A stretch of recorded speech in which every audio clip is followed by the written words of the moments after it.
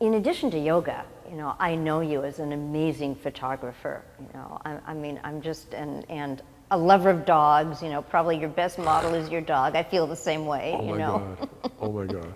They bring out these, this wonderful little sensibility in us.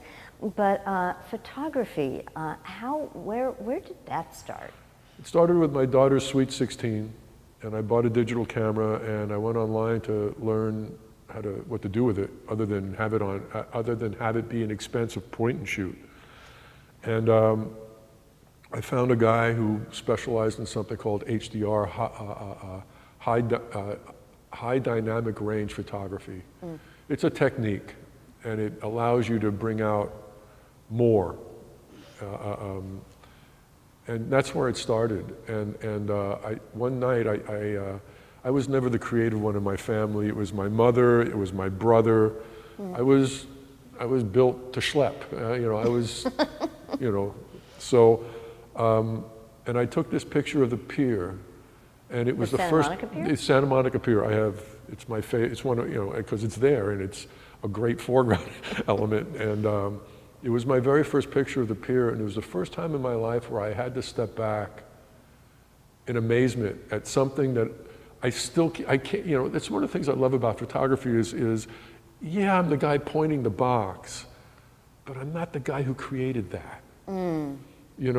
So it's my chance to be there,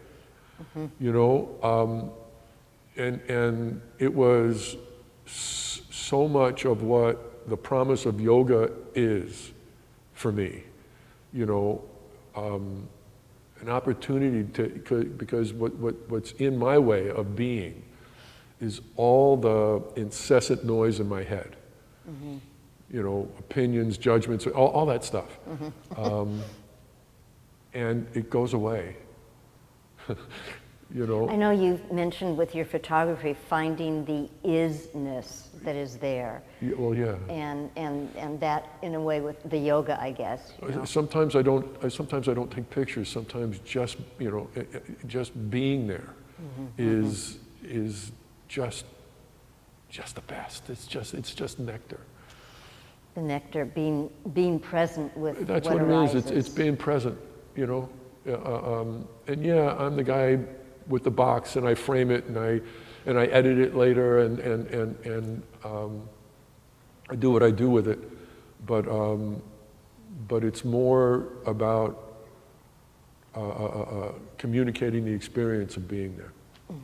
And how does that happen in our yoga practice? Well, for me, it was, especially starting with Brian, because one of the things that Brian stresses is focus. Well, focus on what? Well, sure, it starts with the breath, but the breath is just a gateway. There was we go through life, and there are things that happen, and there was really a catastrophic thing that happened in my life, and